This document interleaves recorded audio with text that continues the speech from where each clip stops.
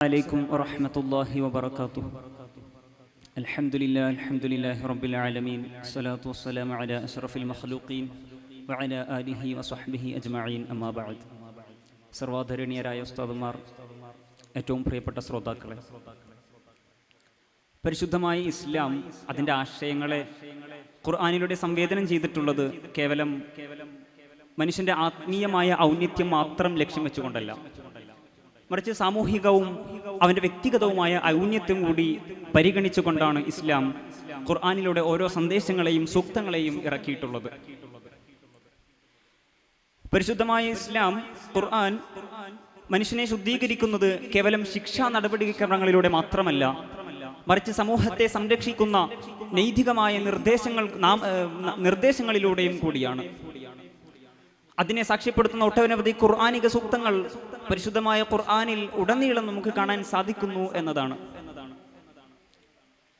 അത്തരമൊരു ശക്തമായ ദൈവിക പ്രഖ്യാപനമാണ് സൂറത്തുൻ നൂറിലെ 3-ാം ആയത്തിലൂടെ അല്ലാഹു സുബ്ഹാനഹു വ തആല പറഞ്ഞു വെക്കുന്നത്. ആ ആയത്ത് ഇങ്ങനെയാണ്: ബിസ്മില്ലാഹിർ റഹ്മാനിർ റഹീം.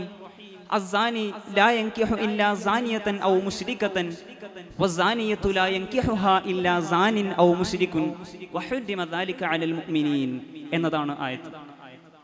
ഈ ആയത്തിന്റെ സാരം, ഒരു വ്യഭിചാരി മറ്റൊരു വ്യഭിചാരിണിയെയോ അല്ലെങ്കിൽ മുശ്രിക്കത്തിനെയോ അല്ലാതെ വിവാഹം കഴിക്കുകയില്ല.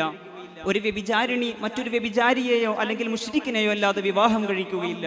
വഹുരിമ ദാലിക അലൽ മുഅ്മിനീൻ, ഈ പ്രവണത മുഅ്മിനീങ്ങളുടെ മേലിൽ നാം നിഷിദ്ധമാക്കിയിരിക്കുന്നു. എത്ര സുന്ദരമായിട്ടാണ് ഇസ്ലാം മനുഷ്യന്റെ വ്യക്തിഗതയും സാമൂഹികവുമായ ഔന്നിത്യം ഈ ആയത്തിലൂടെ ഓതിവിടുന്നത്. എന്നാൽ പ്രഥമ ദൃഷ്ട്യാ ഈ ആയത്തിന്റെ അർത്ഥത്തിലേക്ക് നാം നോക്കുമ്പോൾ, ഇസ്ലാം മനുഷ്യന്റെ വൈകാരികമായ ചോദനങ്ങളെ തളച്ചിടുന്ന ഒരു മതമാണോ, ഇത്രയും കടുപ്പമുള്ള നിയമങ്ങളാണോ ഇസ്ലാമിലുള്ളത് എന്ന് നമുക്ക് തോന്നിയേക്കാം.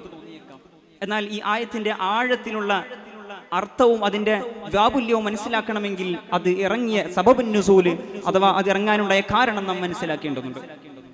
ഇസ്ലാമിന് മുമ്പുള്ള മദീനയിൽ വ്യഭിചാരം എന്നത് സർവ്വസാധാരണമായ ഒരു സംഗതിയായിരുന്നു. ഇമാം ഖുർത്തുബി റളിയല്ലാഹു അൻഹു, ഇമാം ത്വബരി റളിയല്ലാഹു അൻഹു പറയുന്നു, തന്റെ തഫ്സീറായ ജാമിഉൽ ബയാനിൽ സ്വഹാബി വര്യരായ ഇബ്നു അബ്ബാസ് റളിയല്ലാഹു അൻഹു ഉദ്ധരിച്ചുകൊണ്ട് ഒരു കാര്യം പറയുന്നുണ്ട്. ജാഹിലിയ കാലത്ത് മദീനയിൽ ധാരാളം സ്ത്രീകൾ വ്യഭിചാരവൃത്തിയിൽ ഏർപ്പെട്ടിരുന്നു. അതോടൊപ്പം തന്നെ അവർ അവരുടെ വ്യഭിചാരവൃത്തിയിൽ ഏർപ്പെടുന്ന സ്ത്രീകളാണെന്ന് അറിയിക്കാൻ വേണ്ടി അവരുടെ വീടുകൾക്ക് മുമ്പിൽ കൊടികൾ നാട്ടിവെച്ചിരുന്നു. അത്രയും സർവ്വസാധാരണമായ ഒരു സംഗതിയായിരുന്നു ഇസ്ലാമിന് മുമ്പുള്ള മദീനയിൽ വ്യഭിചാരം എന്നത്. ഇമാം ബഗ്വി റളിയല്ലാഹു അൻഹു തന്റെ മആലിമു തഫ്സീർ തൻസീൽ എന്ന കിതാബിൽ, തഫ്സീർ ഗ്രന്ഥത്തിൽ ഇതേ വിഷയം തന്നെ പ്രതിപാദിക്കുന്നുണ്ട്. എന്നാൽ ഇസ്ലാമിന്റെ ആവിർഭാവത്തിനു ശേഷം ആ കൂട്ടത്തിൽ നിന്നുള്ള ധാരാളം സ്ത്രീകൾ ഇസ്ലാമിലേക്ക് കടന്നു വരികയും എന്നാൽ അവരുടെ വ്യഭിചാരവൃത്തി അത് തുടരുന്ന സാഹചര്യവുമായിരുന്നു അക്കാലഘട്ടത്തിൽ ഉണ്ടായിരുന്നത്. അക്കാലഘട്ടത്തിൽ മക്കയിൽ നിന്ന് മദീനയിലേക്ക് നിരാലംബരും ദരിദ്രരുമായി വന്ന മുസ്ലിം യുവാക്കളിൽ ചിലർ അവരെ കല്യാണം കഴിക്കാൻ ആഗ്രഹിക്കുകയും അതുപോലെ തന്നെ അവരെ വിവാഹം ചെയ്യുകയാണെങ്കിൽ അവരുടെ സമ്പത്ത് ഹലാലാകുമല്ലോ, അവരുടെ ജീവിതം നിയമപരമാകുമല്ലോ എന്ന ചിന്ത അവർക്കിടയിൽ രൂപപ്പെടുകയും ഈ വിഷയം ആദരവായ റസൂലുള്ളാഹി സ്വല്ലല്ലാഹു അലൈഹി വസല്ലമ തങ്ങളോട് ഉന്നയിക്കപ്പെടുകയും ചെയ്യുകയുണ്ടായ സാഹചര്യത്തിലാണ് ഈ ഖുർആനിക സൂക്തം ഇറങ്ങുന്നത്. ഇമാം ഖുർത്തുബി റളിയല്ലാഹു അൻഹു തന്റെ ജാമിഉൽ അഹ്കാമിൽ ഖുർആൻ എന്ന ഗ്രന്ഥത്തിൽ ഇതേ സന്ദർഭം വളരെ വിശദമായി പറഞ്ഞു വെക്കുന്നുണ്ട്. ഇമാം ത്വബരി റളിയല്ലാഹു അൻഹു പറയുന്നു, അഖ്ബറല്ലാഹു അൻ ആദത്തി സിനാതി വസിവാനി അന്ന ബഅദഹും ലാ യർഖബു ഇല്ലാ ഫീ ബഅദ്. അഥവാ ഈ ആയത്ത് പറഞ്ഞു വെക്കുന്നത് കേവലം ഒരു നിയമസംഹിത മാത്രമല്ല, മറിച്ച് മനുഷ്യന്റെ സ്വഭാവത്തിന്റെ ഒരു തുറന്ന സത്യം കൂടിയാണ്. അഥവാ സമാന ചിന്താഗതിക്കാരും അതുപോലെ തന്നെ സമാന സ്വഭാവം പുലർത്തുന്നവരോടും ആയിരിക്കും അവർക്ക് ആകർഷ്ടതയുണ്ടായിരിക്കുക എന്ന വലിയൊരു ആശയം കൂടിയാണ് ഈ ആയത്ത് പറഞ്ഞു വെക്കുന്നത്. അഥവാ വ്യഭിചാരത്തിൽ ഏർപ്പെടുന്നവർക്ക് അതേ വ്യഭിചാര സ്വഭാവമുള്ള മറ്റൊരാളുകളോടെയായിരിക്കും അവർക്ക് ആകർഷ്ടതയുണ്ടായിരിക്കുക എന്നതുകൂടിയാണ്. ഇമാം ബൈളാവി റളിയല്ലാഹു അൻഹു അസ്സാനി എന്ന പദത്തെ വിശകലനം ചെയ്യുന്നത് നോക്കുക. അദ്ദേഹം പറയുന്നു, ഇവിടെ ഉപയോഗിക്കപ്പെട്ട സാനി എന്നത് ഒരിക്കൽ മാത്രം സിന ചെയ്തവനെ കുറിച്ചല്ല, മറിച്ച് സിനയെ തന്റെ ജീവിതത്തിന്റെ ഭാഗമാക്കിയ നിത്യവും ചെയ്യുന്ന ഒരു കാര്യമായിട്ടാണ് ആ പദത്തെ അവൻ അവിടുന്ന് പറഞ്ഞു വെക്കുന്നത്. ഇസ്ലാം എത്ര സുന്ദരമായിട്ടാണ് ഈ ആശയത്തെ ഈ ഖുർആനിക സൂത്രത്തിലൂടെ പറഞ്ഞു വെക്കുന്നത്. കേവലം ഒരു മനുഷ്യന്റെ സ്വാഭാവികമായ ഒരു തെറ്റിനെ ആക്ഷേപിച്ചുകൊണ്ടല്ല, മറിച്ച് അവന്റെ പ്രവണതയെയാണ് ഇസ്ലാം വിമർശിക്കുന്നത്. അതിനാണ് ഈ ആയത്തിൽ മുശ്രിക് എന്ന പദം പോലും ഉപയോഗിക്കപ്പെട്ടത്. ഇമാം ബൈദാവി റളിയല്ലാഹു അൻഹു പറയുന്നു, ലിഅന്ന മൻ ഇസ്തഹല സിന ഫഖദ് അശ്റക, ആരെങ്കിലും സിനയെ ഹലാലാക്കിയാൽ അവൻ മുശ്രിക്കായിരിക്കുന്നു എന്നതാണ്. വ്യഭിചാരം എന്നത് ഹലാലാക്കുന്ന കരുതുന്ന മനോഭാവം ഉള്ളവർ ഉണ്ടെങ്കിൽ അത് ഇസ്ലാമിന് വളരെ നാശമാണ്, മനുഷ്യനെ അവർ നാശത്തിലേക്കാണ് അത് എത്തിക്കുക എന്നതാണ്.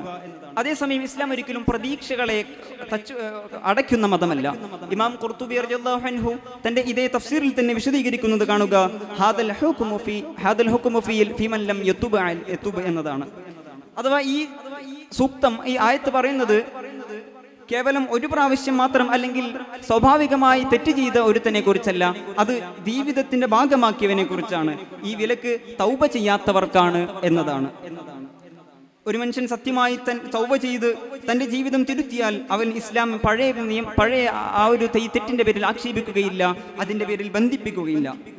ഇസ്ലാം വ്യക്തിഗതവും സാമൂഹികവുമായ ജീവിതത്തിലെ ശുദ്ധത ഉറപ്പാക്കുന്നതിന് വേണ്ടിയാണ് വ്യഭിചാരത്തെ കർശനമായി നിരോധിക്കുന്നതെന്ന് ഈ ആയത്തിൽ നിന്ന് നമുക്ക് മനസ്സിലാക്കാൻ സാധിക്കും. അതരവായ റസൂലുള്ളാഹി സ്വല്ലല്ലാഹു അലൈഹി വസല്ലം പറഞ്ഞത് നമുക്ക് കണ്ടില്ലേ, ലാ യസ്നി സാനി ഹീന യസ്നി വഹു മുഅ്മിനുൻ.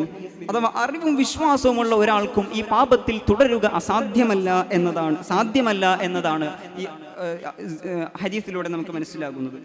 ഇമാം ബൈദാവി റളിയല്ലാഹു അൻഹും ഇമാം ഖുർത്തുബി റളിയല്ലാഹു അൻഹും ഇബ്നു കസീർ പോലത്തെ പണ്ഡിതന്മാരായ മഹാരഥന്മാർ ഈ വ്യഭിചാരം എന്നത് സമൂഹത്തിലെ കുടുംബത്തെയും അതുപോലെ തന്നെ കുടുംബ ബന്ധങ്ങളെയും മാന്യതയും തച്ചുടക്കുന്ന ഒരു പ്രവണതയാണ്, അപരിഹാര്യമായ പാപമാണ് എന്ന് കുറിച്ചു വെക്കുന്നുണ്ട്. മറ്റൊരു ഹദീസിൽ അതരവായ റസൂലുള്ളാഹി സ്വല്ലല്ലാഹു അലൈഹി വസല്ലം പറഞ്ഞത് കണ്ടില്ലേ, അത്തായിബു മിനദ്ദംബി കമല്ലാ ദംബ ലഹു. അഥവാ സത്യമായി തൗബ ചെയ്യുന്നവൻ പൂർണ്ണമായും ശുദ്ധനാകും. ഇത് നമ്മെ കാണിക്കുന്നത് പാപത്തിൽ വീഴുന്നത് അവൻ മനുഷ്യൻ നരകത്തിലേക്ക് പോവാനോ അല്ലെങ്കിൽ പ്രത്യാശ നഷ്ടപ്പെടാനോ ഉള്ള കാരണമല്ല, മറിച്ച് തൗബ ചെയ്ത് തിരുത്താവുന്നതും എന്നാൽ ഈ പാപത്തെ പതിവായി കൊണ്ടുവരുന്നത് ജീവിതത്തിൽ നാശമേ വരുത്തുകയുള്ളൂ എന്ന മഹത്തായ ആശയമാണ് ഈ ഖുർആനിക സൂക്തത്തിലൂടെ നമുക്ക് മനസ്സിലാകുന്നത്. ഇമാം ഖുർത്തുബി റളിയല്ലാഹു അൻഹു ചൂണ്ടിക്കാണിക്കുന്നു, ഈ വിലക്കുകൾ വ്യക്തിഗതവും സാമൂഹികവുമായ ഔന്നിത്യമാണ് മനുഷ്യന് നൽകുന്നത് എന്ന വളരെ സുന്ദരമായ ആശയമാണ്. ഈ ആധുനിക കാലഘട്ടത്തിൽ വ്യഭിചാരത്തെ സർവ്വസാധാരണമായി നോർമലൈസ് ചെയ്യപ്പെടുമ്പോൾ ഒരു മനുഷ്യന്റെ ചാരിത്രശുദ്ധിയെയും അതുപോലെ തന്നെ അവന്റെ തറവാടിത്തത്തെയും അല്ലേ ചോദ്യം ചെയ്യുന്നത്, ഇല്ലാതാക്കുന്നത്. എന്നാൽ ഹലാലായ വിവാഹമാർഗങ്ങളിലൂടെ തൻ്റെ ചാരിത്രശുദ്ധിയെയും അതുപോലെ തന്നെ സന്താന പരമ്പരങ്ങളുടെ നിലനിൽപ്പും എത്ര സുന്ദരമായാണ് ഇസ്ലാം കൊണ്ടുവരുന്നതെന്ന് നമുക്ക് ഈ ആയത്തിലൂടെ വ്യക്തമായി മനസ്സിലാവുന്നതാണ്. അതിലൂടെ മനുഷ്യന്റെ വൈകാരികമായ ചോദനങ്ങളെ അല്ലാഹു തആല ഹലാലാക്കുകയും അതൊരു ആരാധന കർമ്മത്തിന്റെ ഭാഗമാക്കുകയും ചെയ്യുന്നു എന്നും കൂടി ഈ ആയത്തിലൂടെ നമുക്ക് മനസ്സിലാക്കാൻ സാധിക്കുന്നു. അല്ലാഹു തആല നമ്മെ ശുദ്ധിയുള്ളവരോടും അതുപോലെ തന്നെ ശുദ്ധമായ കുടുംബങ്ങളോടും ശുദ്ധമായ സമൂഹത്തോടൊപ്പം ജീവിക്കാനാണ് തൗഫീഖ് നൽകട്ടെ. അവസാനമായി ഒരു ആയത്ത് കൂടി പറഞ്ഞു വെച്ച് ഞാൻ അവസാനിപ്പിക്കുന്നു. വല്ലാഹു യുഹിബ്ബുത് തവ്വാബീന വയുഹിബ്ബുൽ മുതത്വഹിരീൻ. അല്ലാഹു ധാരാളമായി തൗബ ചെയ്യുന്നവരെയും അതുപോലെ തന്നെ ശുദ്ധിയുള്ളവരെയും ഇഷ്ടപ്പെടുന്നു എന്ന ആയത്തിനെ സന്ദേശമായി ഞാൻ പറഞ്ഞു വെച്ച് ഞാൻ എൻ്റെ വാക്കുകൾ നിർത്തുന്നു. വആഖിറു ദഅവാനാ അനിൽ ഹംദുലില്ലാഹി റബ്ബിൽ ആലമീൻ. അസ്സലാമു അലൈക്കും വറഹ്മത്തുള്ളാഹി വബറകാതുഹു.